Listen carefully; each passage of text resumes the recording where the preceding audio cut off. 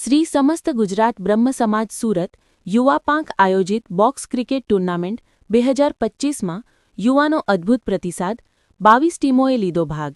યુવાનોમાં બોક્સ ક્રિકેટના ક્રેઝથી બ્રહ્મ યુવાનોને એક કરાયા। ખેલાડીઓએ કહ્યું, દર વર્ષે આવું આયોજન કરજો।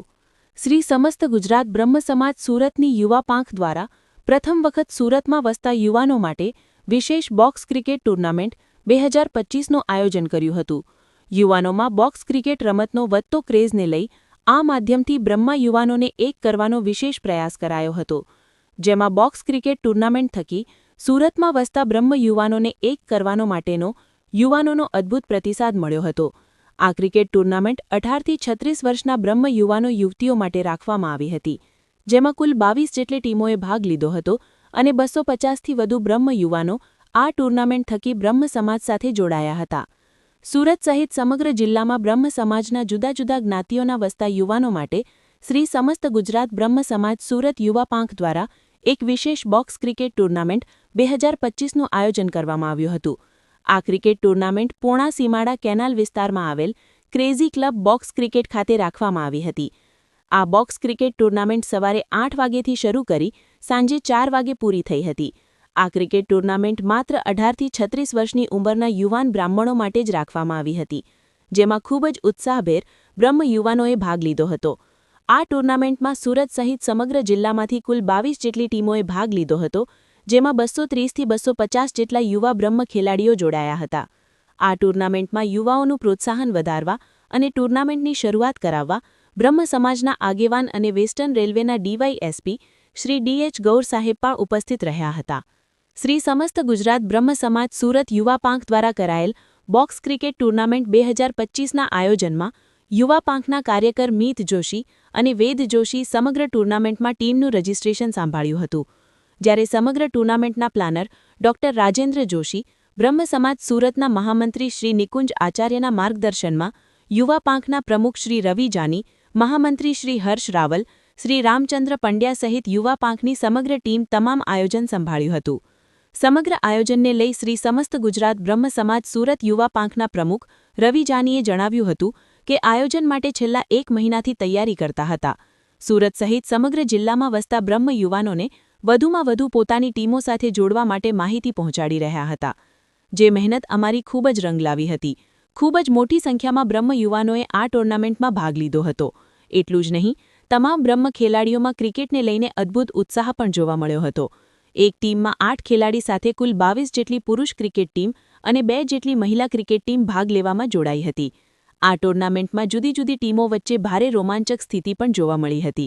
આખરે સાંજે 4 વાગે વોરિયર્સ 11 અને ગુરુજી 11 ફાઇનલમાં પહોંચી ખૂબ જ રસાકસીભર્યો મુકાબલો જોવા મળ્યો હતો, જેમાં ગુરુજી 11 ફાઇનલ મેચ જીતી વિજેતા બની હતી અને શ્રી સમસ્ત ગુજરાત બ્રહ્મ સમાજ સુરતના બોક્સ ક્રિકેટ ટૂર્નામેન્ટ 2025નો કપ હાંસિલ કર્યો હતો। શ્રી સમસ્ત ગુજરાત બ્રહ્મ સમાજ સુરતના પ્રમુખ જયદીપ ત્રિવેદીએ જણાવ્યું હતું કે યુવા પાંખ દ્વારા કરાયેલ બોક્સ ક્રિકેટ ટૂર્નામેન્ટ 2025ના આયોજનમાં ભાગ લેવા આવનાર તમામ ખેલાડીઓએ પણ આ ટૂર્નામેન્ટને ખૂબ જ આવકારી હતી। આ પ્રકારનું આયોજન દર વર્ષે કરવા માટે વિનંતી કરી હતી અને એટલું જ નહીં, જે હેતુ માટે આ આયોજન કરાયું હતું તે મુજબ તમામ યુવાનો શ્રી સમસ્ત ગુજરાત બ્રહ્મ સમાજ સાથે જોડાયા પણ હતા।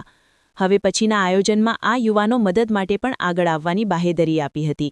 એટલું જ નહીં, આ ટૂર્નામેન્ટમાં ભાગ લેવા આવનાર ખેલાડીઓના ઉત્સાહને વધારવા અને તેમને પ્રોત્સાહન મળી રહે તે હેતુથી ક્રિકેટ ક્ષેત્રે નેશનલની અંડર-19 મહિલા ક્રિકેટ ટીમમાં ભાગ લેનાર ખેલાડી પ્રાપ્તિ રાવલને પણ ખાસ બોલાવવામાં આવી હતી। તેમના હસ્તે જ વિજેતા ટીમને બોક્સ ક્રિકેટ ટૂર્નામેન્ટ 2025નો કપ આપવામાં આવ્યો હતો। આ આખું આયોજન બ્રહ્મ યુવાનોને સમાજમાં જોડવાના જે હેતુ સાથે કરવામાં આવ્યું, તેમાં યુવા ટીમની મહેનત અનુસાર અદ્ભુત સફળતા મળી હતી। आपका नाम? राजेंद्र जोशी। श्री समस्त गुजरात ब्रह्म समाज युवा पाखना जो यहाँ पे आयोजन हो रहा है क्रिकेट टूर्नामेंट्स का, उसके लिए हम आज यहाँ पे एकत्रित हुए हैं। आज ये cricket tournament box cricket tournament करने का आयोजन क्यों किया गया है, इसके पीछे का हेतु क्या है? हेतु ऐसा है कि युवा आज की शक्ति है। अगर भारत की शक्ति देखो तो युवा की शक्ति है। तो उस युवा को, ब्राह्मण समाज के युवा को संगठित करने के लिए, एक जगह पे लाने के लिए इसका आयोजन किया गया था। जब ये बात हमारे इसमें रखी गई थी और जो आयोजन की बात आई थी, तो युवाओं को प्रोत्साहन मिले, युवाओं को आगे बढ़ने में चांस मिले, इसीलिए ये आयोजन किया गया था। अच्छा, बॉक्स क्रिकेट टूर्नामेंट भी क्यों आयोजित की गई? क्योंकि युवा में जो क्रेज है वो बॉक्स क्रिकेट का क्रेज है, तो इसलिए हमने स्टार्ट जो किया है वो बॉक्स क्रिकेट से किया है। तो ज़्यादा से ज़्यादा नियरली हमारे पास 230 से 240 प्लेयर यहाँ पे जमा हुए थे। उसमें से बहुत सारे सजेशंस भी है कि अगली टूर्नामेंट जो है वो बड़े लेवल पे या बॉक्स के बाहर भी करवाई जाए, लेकिन ये क्रेज के हिसाब से हमने बॉक्स क्रिकेट से शुरुआत की है। कितना रिस्पांस मिला था, कैसे खिलाड़ी आए थे, क्या रहा पूरा? रिस्पांस तो बहुत अच्छा था। 200 से 250 स्टूडेंट्स हमारे मतलब जो खिलाड़ी है वो जमा हुए थे।